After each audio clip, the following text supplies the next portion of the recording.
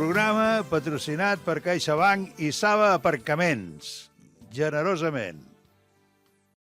Busca't una excusa per veure què tenen en comú Newton i Lorca, per fer una expedició a Mart, per canviar l'art amb Duchamp.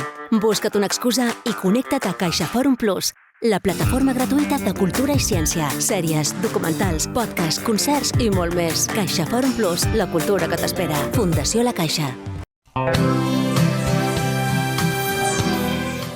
Buenos días, Domingo. Estamos aquí como siempre y esta vez con un personaje de primerísima fila, que es el doctor Andreu Domingo, jefe de los estudios demográficos de la Universidad Autónoma de Barcelona, doctor en sociología, un personaje de primerísima fila, como no hay otros.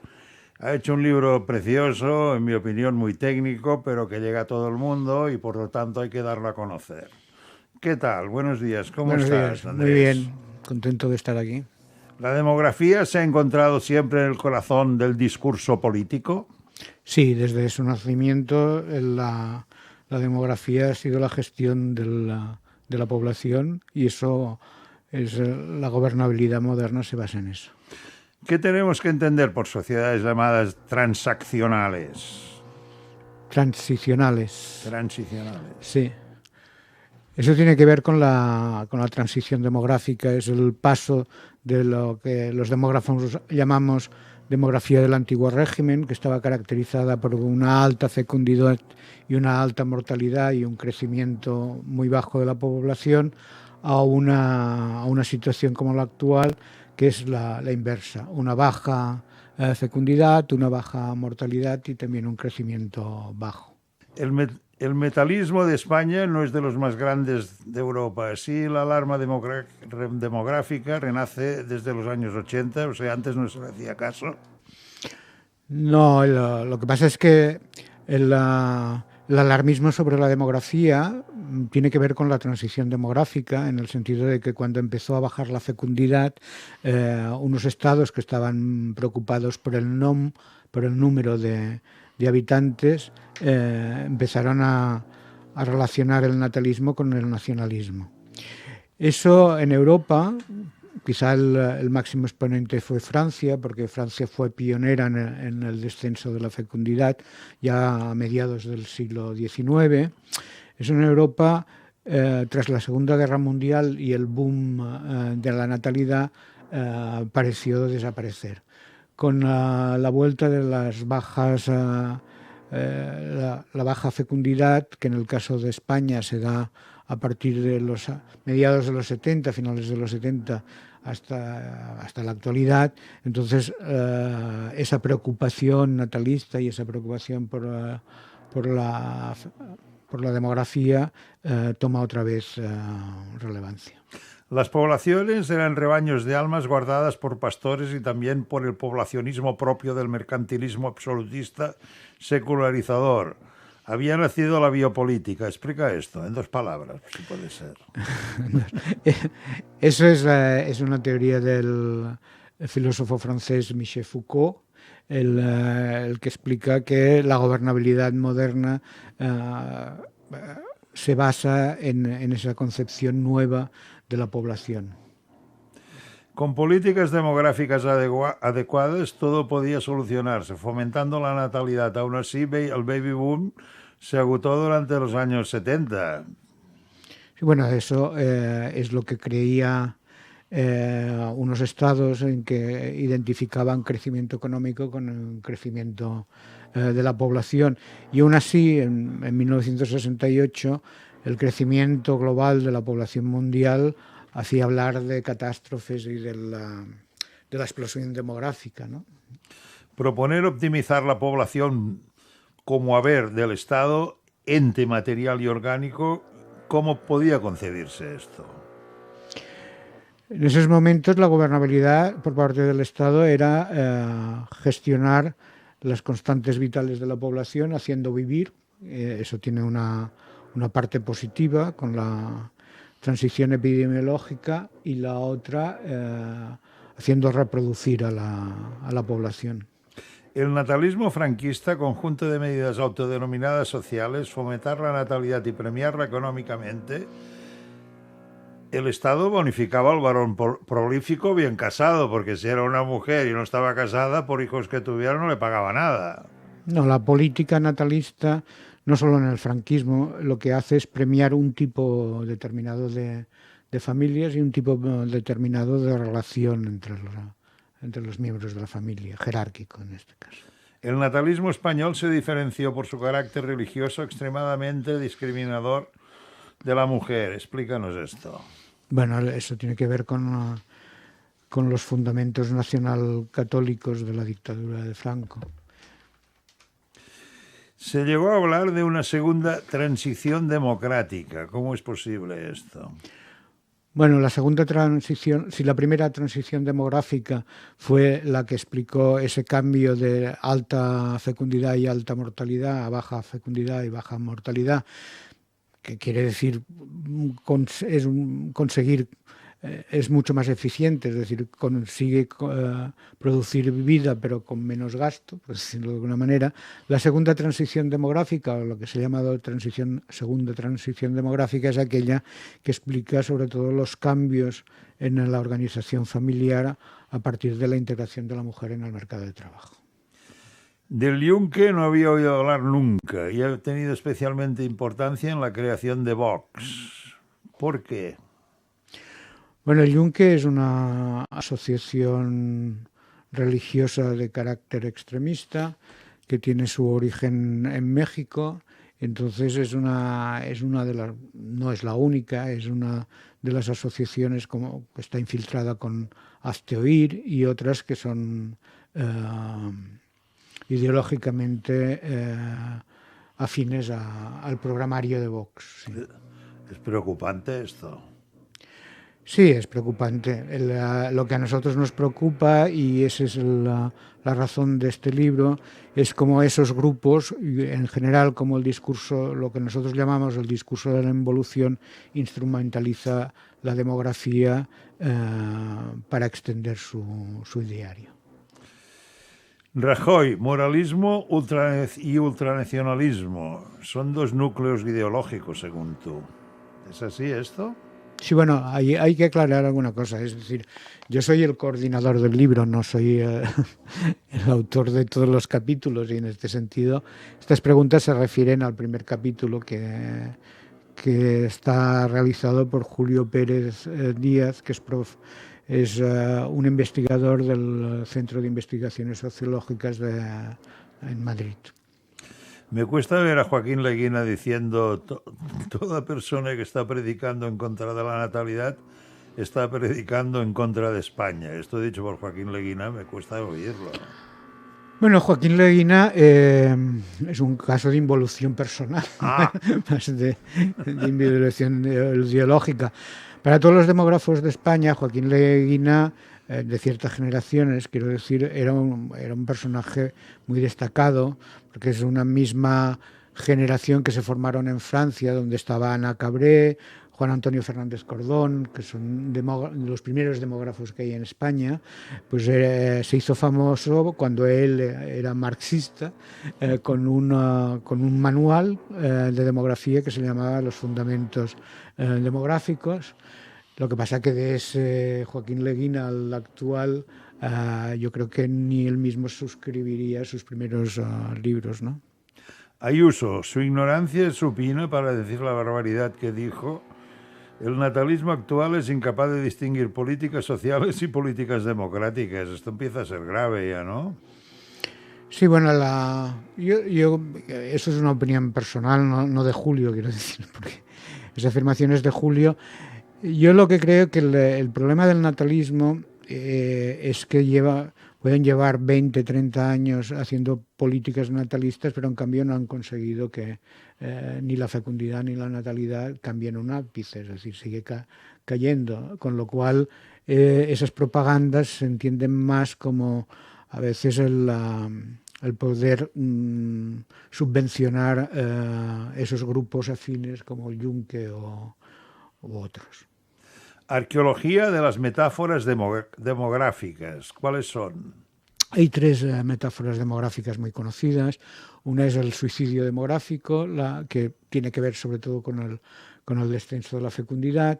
La otra es el invierno demográfico, que tiene que ver con el descenso de la fecundidad en el contexto del envejecimiento de la población. Y la tercera es el gran reemplazo, que de hecho ya no es solo una metáfora, es una teoría de la conspiración que desgraciadamente se ha puesto mucho de moda. El suicidio demográfico se refiere a la desaparición de una población en consecuencia de la baja de su fecundidad. Suicidio racial o suicidio de la nación. Vais muy lejos, ¿no? Bueno, nosotros no, los que enunciaron esa metáfora. Esa metáfora nace, como he dicho antes, en Francia.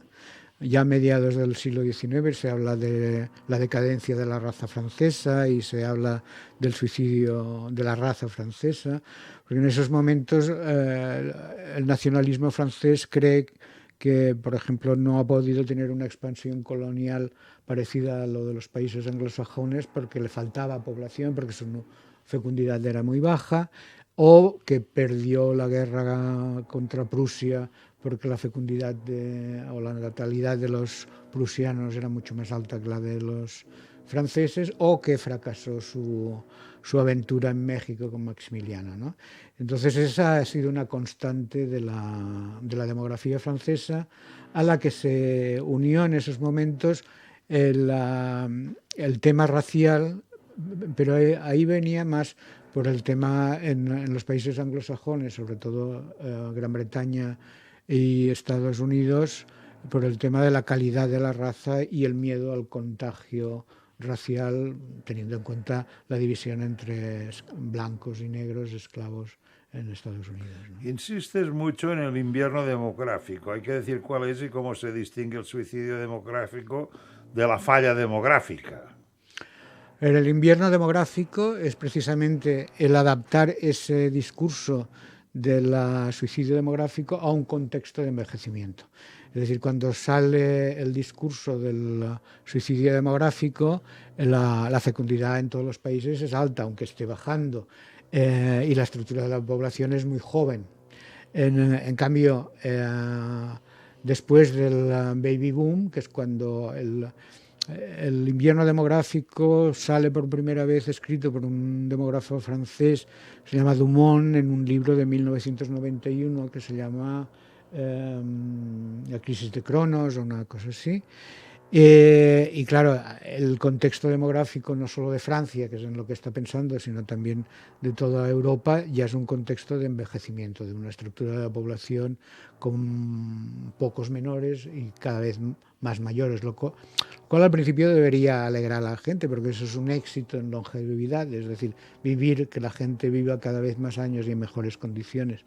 Pero en estructura, desde las visiones más conservadoras, eso se ve como lo que se hace es un trasplante a lo que ellos creen que es el envejecimiento individual con el envejecimiento de las poblaciones, con lo cual dicen, bueno, que el problema es que ese país dejará de ser tan ágil, creativo, etcétera, etcétera, porque hacen un símil con el envejecimiento.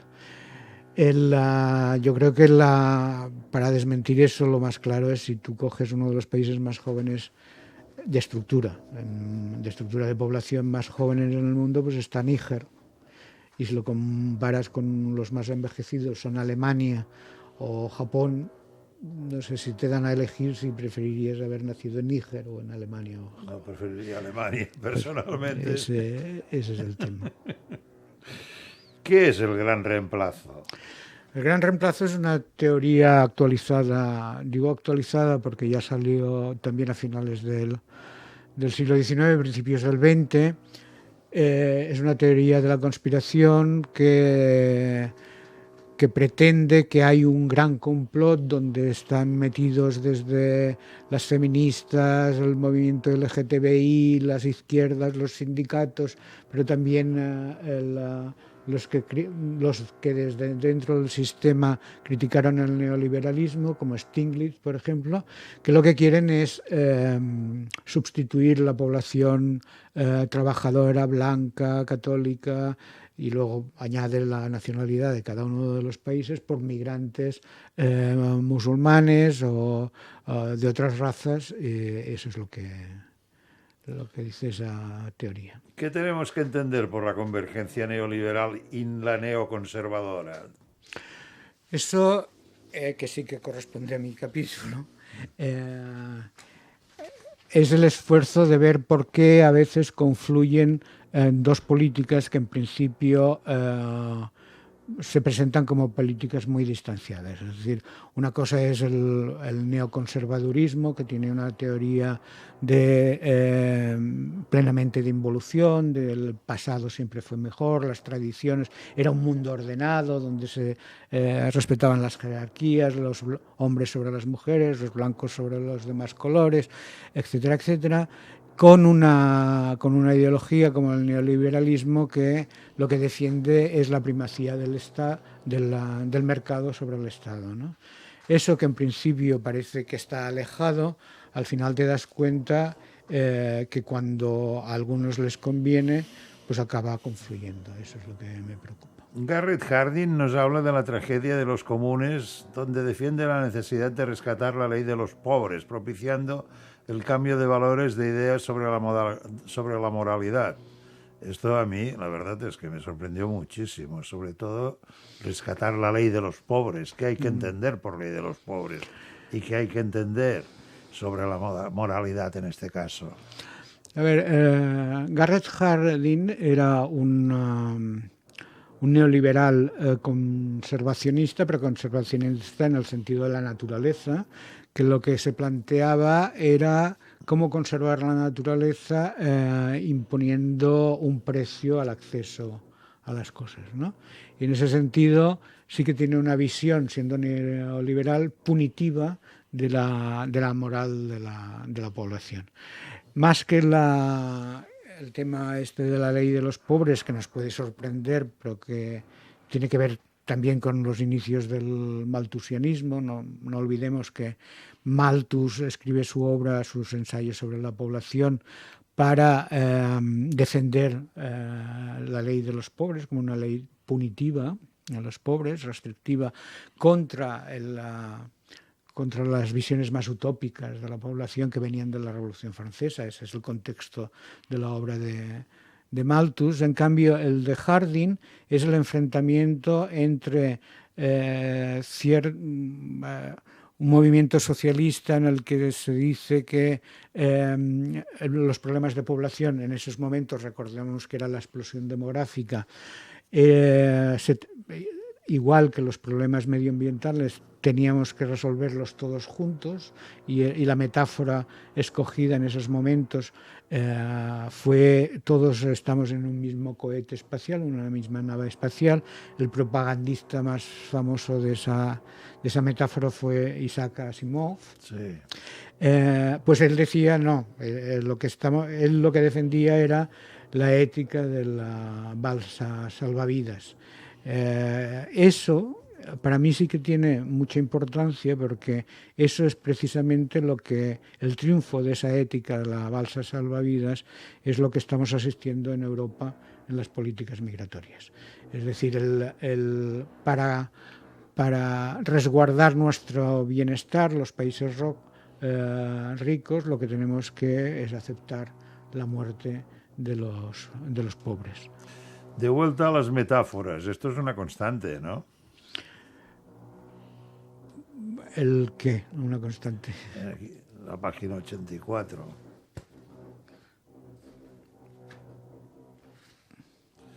De vuelta a las metáforas, el desplazamiento de lo económico a lo demográfico como causa de la catástrofe de los factores, esto es una constante.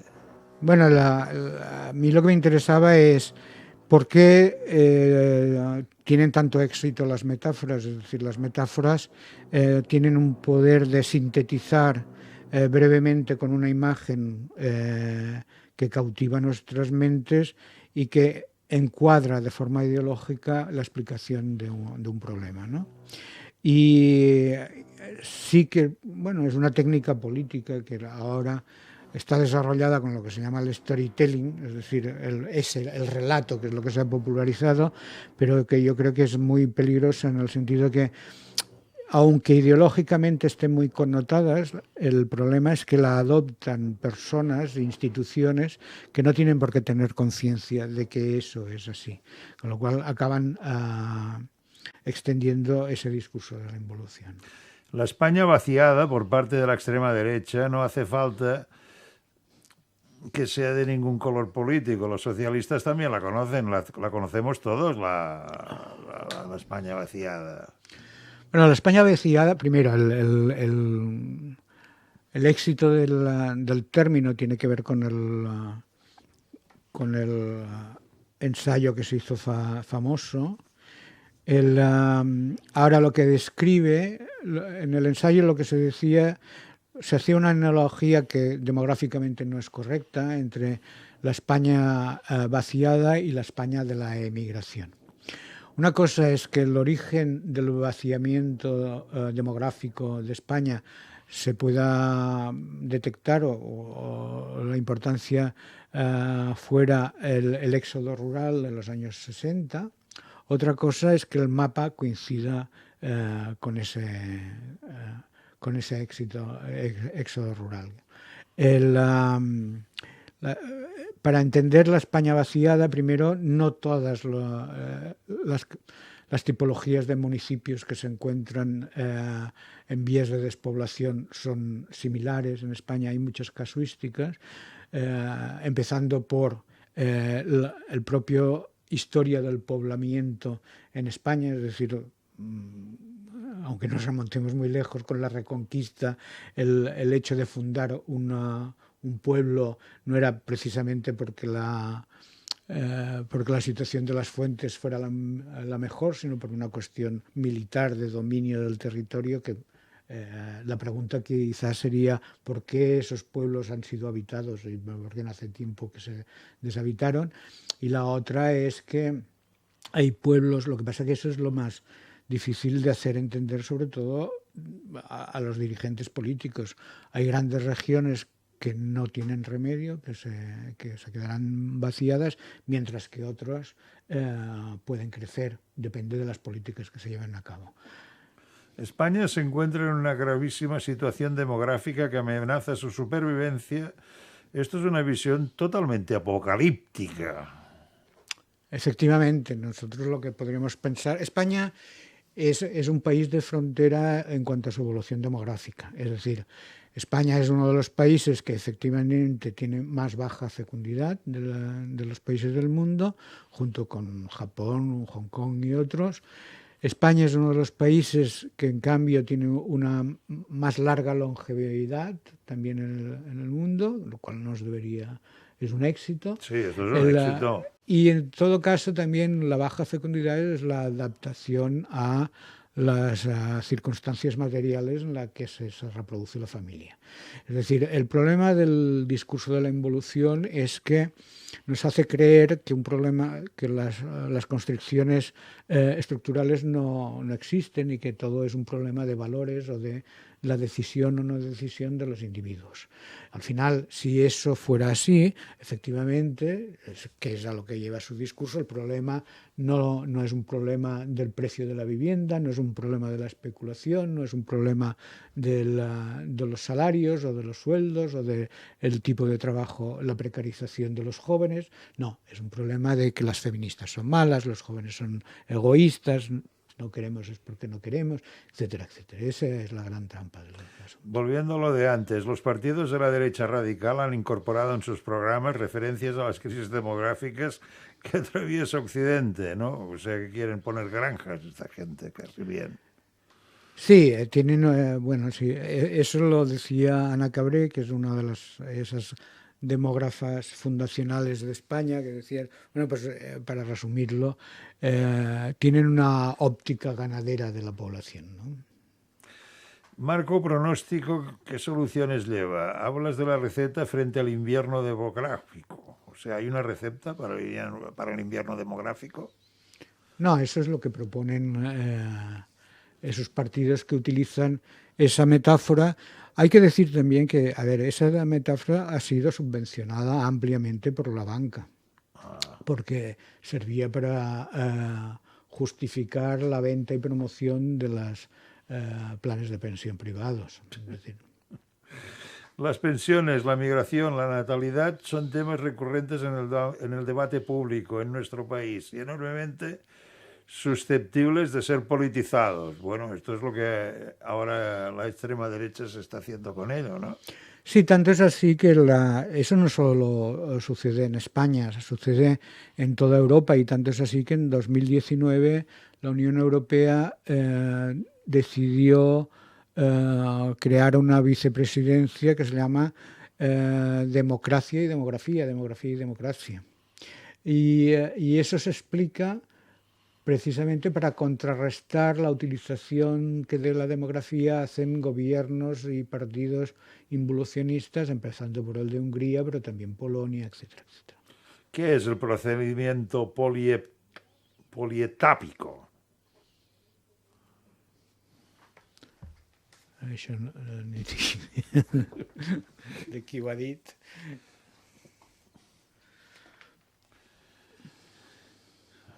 El proceso de sección de piezas lo llevamos a cabo mediante un procedimiento poliepático en 3 fases. És això.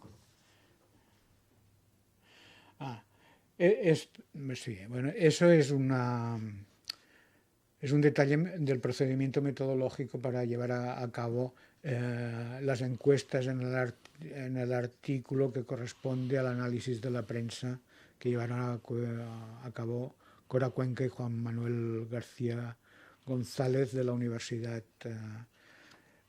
Pablo Olavide de Sevilla. De Sevilla, Sí. sí. Diferencias entre el caso Ballines y Macarrones. Bueno, eso se refiere, estos compañeros de la Universidad Pablo Olavide, lo que hicieron es hacer un análisis de la prensa escrita para ver cuando surgía una noticia demográfica, a qué autoridad recurrían, ¿no? Y lo que utilizan son 2 ejemplos por un lado, Valin, que es lo de los Ballines, viene de un demógrafo francés, Valin, muy reconocido, y eso quiere decir que los que citan a Valin, en este caso, pues es un ejemplo, van a buscar fuentes con demógrafos que son de la profesión, mientras que el otro, que es El otro es Macarrones. Macarrones, el nombre de Macarrón es porque hay un sujeto que se llama Alejandro Macarrón Larumbe, que es ideólogo que inspira el programa de Vox, que no tiene ni idea de demografía, él es un ingeniero electrónico, me parece, y que fundó una asociación que se llama Renacimiento Demográfico. Es una asociación de extrema derecha basada en esos conceptos valorativos sobre la demografía, etcétera, etcétera. Entonces, lo que hicieron los compañeros es ver qué tipo de prensa tenía como referencia a un personaje así, que es lo que yo le llamaría la charcutería ideológica de la derecha, utilizando la demografía, y cuáles iban a buscar demógrafos respetables o reconocidos dentro de la profesión. Ese es el tema. ¿Por qué periodistas y demógrafas son una alianza en favor de la democracia? Esto es muy bonito. Bueno, porque la cuestión es luchar contra la posverdad e informar de realmente qué está pasando con la demografía fuera de los discursos alarmistas y catastrofistas que están utilizados por la extrema derecha. ¿La alarma demográfica no es más que un bulo? Sí, es un bulo. La consideración del envejecimiento es natural y no tiene discusión, y el despoblamiento es otro problema. ¿Crees que tiene solución tú personalmente? Yo ya he dicho que hay municipios que sí que tendrán solución y hay otros municipios que no tienen solución. El problema del despoblamiento de la población no tiene que ver tampoco con las actitudes morales de las personas, ni siquiera con que eso con la pandemia, por desgracia, también se puso de moda pensar que que tiene que ver con esa vuelta romántica al campo y la salida de la ciudad. El despoblamiento tiene que ver con un sistema de mercado en el que si no sale rentable la inversión para el sector público, los dejan sin telefonía móvil, sin transportes, sin comunicación y con un Estado que se inhibe. Y ese es el problema. Nos preocupan los temas demográficos si la gente no sabe lo que son. Bueno, yo creo que la gente sabe lo que son. Por lo menos, una de las ventajas de la demografía es que todo el mundo, efectivamente, nosotros estudiamos cosas que a todo el mundo nos afectan. Se supone que todos hemos nacido en algún momento, que todos moriremos, que más o menos formaremos o pareja o nos lo plantearemos o no la formaremos, que es otra cosa que nosotros estudiamos, y que o nos moveremos o no nos moveremos, que es el tema de las migraciones. En ese sentido, que la gente esté sensibilizada con la demografía, pues es normal porque es su propia vida. A nivel colectivo también, porque efectivamente lo que conocemos, lo que estudian la demografía es cómo se reproducen las poblaciones. Y eso tiene que ver con la gobernabilidad, como he dicho antes. Lo que quizá la gran trampa aquí es que han salido esos discursos de extrema derecha que lo que le están diciendo a la gente es no, yo te voy a explicar cómo esto funciona, cuando lo hacen desde fuera del conocimiento científico, no desde la demografía. ¿Qué tenemos que entender por reto demográfico? Bueno, una cosa, el reto demográfico, eso vale la pena explicarlo con un poco de detalle. El reto demográfico nace del experimento de hacer una política natalista en Galicia, en la comunidad autónoma de Galicia, cuando estaba gobernando Núñez Feijóo. Eso tiene su gracia porque en 2012 se quiere aprobar un plan del reto demográfico, se le llama entonces, para el año 2020, ¿no? Y se hace una primera encuesta para legitimar ese plan entre la población gallega con la idea de que, bueno, una encuesta muy dirigida, la idea que saliera que la baja natalidad y que el envejecimiento de la población era una gran preocupación para la población gallega, lo cual iba a legitimar que se hicieran campañas natalistas. Para exasperación de los organizadores, pues salió que no les preocupaba lo más mínimo el tema de la baja natalidad y del envejecimiento de la población en Galicia, con lo cual le dieron la vuelta y dijeron no, precisamente porque no les preocupa, lo que hay que hacer es sensibilizarlos. Entonces se gastaron mucho dinero en hacer campañas de sensibilización. Todo eso es dinero público, vamos a ver, desde la autonomía gallega, y llevaron a cabo ese plan natalista. Tuvo tanto éxito no en términos de eficiencia, porque desde entonces, desde 2012 hasta la actualidad, la fecundidad en Galicia no ha hecho más que caer en picado, pero tuvo éxito en términos políticos en el sentido de que era una buena fuente para estar subvencionando grupos ideológicos afines con fondos públicos a partir de las instituciones del Estado. Que eso, cuando Rajoy ganó las elecciones, se trasplantó al gobierno central. Y de ahí sale el famoso reto demográfico, el comisionado para el reto demográfico en España. En el momento en que sale, en que se aprueba, es 2017, si no estoy equivocado, se plantea tres grandes retos. Uno es el envejecimiento de la población, el segundo es el despoblamiento rural y el tercero es lo que ellos llaman la población flotante.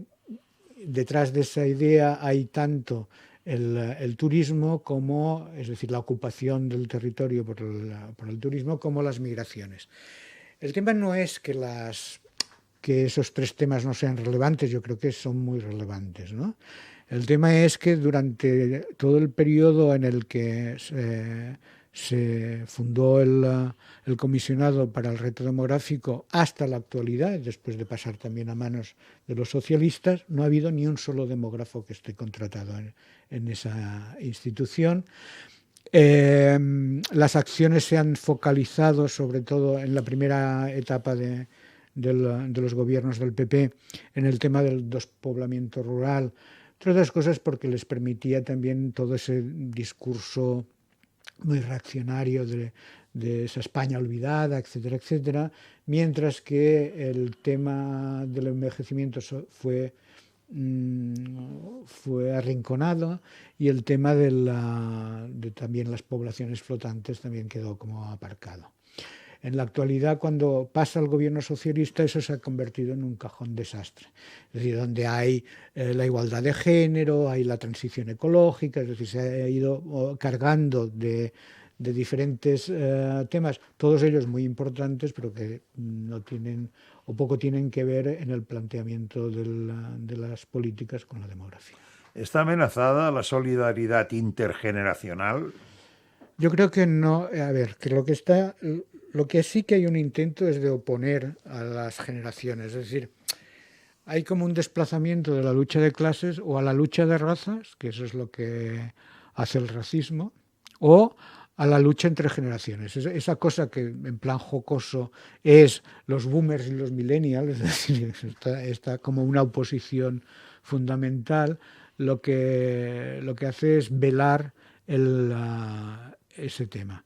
En cambio, si nosotros vamos a la realidad, es decir, si no fuera por la solidaridad intergeneracional, muchos de esos jóvenes precarios estarían mucho peor porque quien les sostiene son las pensiones de sus padres o sus abuelos. Hablas de la masiva inserción de la mujer en el mercado de trabajo como tabla de salvación. ¿No lo crees desfasada esta pregunta? El hombre y la mujer son iguales en el mercado de trabajo, en mi opinión. No la comparto. No la compartes. Bueno, no la comparto. democráticamente hay que aceptarlo. No comparto porque las condiciones de ingreso de hombres y mujeres y de salarios no son las mismas ni mucho menos. Esa afirmación es de otro colega, de Pau Miret, que está en el Centro de Estudios Demográficos, y él lo que intenta explicar es que efectivamente contra aquellos que decían que íbamos precisamente por el envejecimiento de la población al crisis del sistema de pensiones, lo que no contaron es que a España le quedaba mucho por crecer en cuanto a la inserción de la mujer en el mercado de trabajo. Esa inserción masiva de las mujeres en el mercado de trabajo se ha traducido también en llenar la seguridad social, las cotizaciones, como después han sido los migrantes. Es decir, efectivamente, si tú no cuentas con esas aportaciones, lo único que ves es la estructura por edad, entonces tienes un problema. La inserción juvenil y edadismo, ¿por qué son dependientes? Bueno, el edadismo es lo que llamamos los prejuicios en base a la edad, ¿no? Entonces, ese sigue siendo un juego a despistar, es decir, el decir que no, que el problema es que los jóvenes no pueden acceder al mercado de trabajo porque hay un tapón, que son los viejos, que eso sería edadismo, es explicar de forma parcial lo que está sucediendo con el mercado de trabajo español. ¿Por qué los municipios pequeños son el laboratorio extremo de la despoblación? Se dice que ahora lo están buscando para vivir en soledad y sin ruidos, o sea, vuelven a cotizarse, por decirlo de un modo, diríamos, sociológico. Sí, pero eso también... Ahí hubo bastante mito en el sentido de que lo que se vio cuando la pandemia, que es cuando empezó todo ese relato, es que efectivamente subían los movimientos de las grandes ciudades a los pueblos más pequeños. Pero lo que no se tuvo en cuenta es que España mide esos movimientos con el empadronamiento. Y eso muchas veces estaba correspondiendo no a movimientos reales, sino a movimientos circunstanciales a segundas residencias. Es decir, tú estabas empadronado en la primera, tenías una segunda residencia ya en un lugar de veraneo, por decirlo de alguna manera. Entonces lo que hicieron mucha gente es para saltarse el confinamiento, bueno, no saltarse el confinamiento, sino las condiciones de vida en una ciudad, en un piso en ciudades, si tenían una segunda residencia, empadronarse entonces ahí. Sí. Eso luego quedó en el Servicio Estadístico Español muchas veces como si fuera un movimiento migratorio, es decir, como si realmente se hubieran ido a vivir ahí, y eso que fue verdad durante el tiempo del confinamiento dejó de serlo más tarde. ¿Por qué? Porque la gente volvió otra vez al lugar, a la ciudad. Sobre todo, además, se movieron generaciones mayores, no los jóvenes. Si arrastraban a niños pequeños y a nietos, en cuanto empezó el colegio, volvieron con los niños pequeños. Dependencia laboral. Es seguro que si no hay trabajo, te tienes que marchar. Efectivamente, eso no hay otra salida.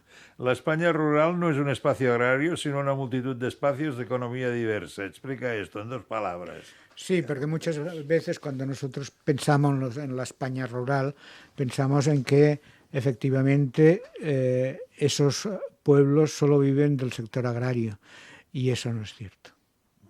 La necesidad política de discriminar suena un poco racista, ¿no? Bueno, ¿discriminar entre qué? Discriminar, claro, puede ser distinguir o puede ser tomar decisiones diferentes sobre ámbitos diferentes. Hasta aquí yo.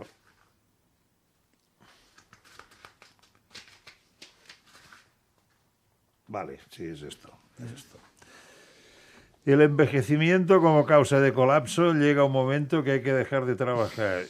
Pero estos serán según qué cosas, porque yo mismo estoy jubilado y aún sigo trabajando en mis cosas. Sí, pero eso también es cierto. Primero, todos tenemos un límite físico para la actividad y para según qué actividad. Y es verdad que si individualmente esa afirmación es cierta, en cambio depende mucho de cuál ha sido tu actividad de joven. Es decir, tus condiciones de seguir trabajando durante más tiempo y de forma muy eficiente dependen mucho de las condiciones de cuando tú eras joven. Ya. Y para ir acabando, los valores y actitudes frente a la familia y la reproducción. Explícanos esto. Uy. No, a ver, quizás sí, ese es el meollo de la cuestión. Es decir, en el fondo el discurso de la involución es un discurso que se posiciona ante lo que ellos creen que es una debacle en cuanto a la reproducción, ¿no? Como demógrafo, en cambio, nosotros entendemos la demografía de una forma sistémica. ¿Eso qué quiere decir? Que lo que ha pasado y lo que está pasando en la mayoría de países desarrollados del mundo es que nos estamos convirtiendo en sistemas complejos de reproducción demográfica y social. Eso quiere decir que si el crecimiento de la población tiene 2 componentes, eso es fácil. Por un lado, el crecimiento vegetativo, que quiere decir los nacimientos menos las defunciones, ¿de acuerdo? Por el otro, el saldo migratorio, que quiere decir los que vienen menos los que se van, ¿sí? Tradicionalmente, el mayor peso en el crecimiento, en la evolución de una población, era la del crecimiento vegetativo, ¿de acuerdo? En estos momentos, en cambio, como la fecundidad es muy baja, los números de nacimientos decaen y la mortalidad sube, pero por la estructura, porque hay más personas mayores, el peso más importante en el crecimiento de la población lo lleva la inmigración. Es decir, lo que les pasa a la extrema derecha, entre otras historias, es que ellos no pueden concebir una reproducción que no sea basada en la fecundidad. Pues muy bien. Hasta aquí. He traído a uno de los autores de un libro científico que creo que deberíamos leer todos. Es de fácil comprensión y que realmente me ha impresionado. Es La coartada demográfica, de Andreu Domingo y demás compañeros, de Ediciones Icària. És fantàstico! Busca't una excusa per veure què tenen en comú Newton i Lorca, per fer una expedició a Mart, per canviar l'art amb Duchamp. Busca't una excusa i connecta't a CaixaForum Plus, la plataforma gratuïta de cultura i ciència, sèries, documentals, podcasts, concerts i molt més. CaixaForum Plus, la cultura que t'espera. Fundació La Caixa.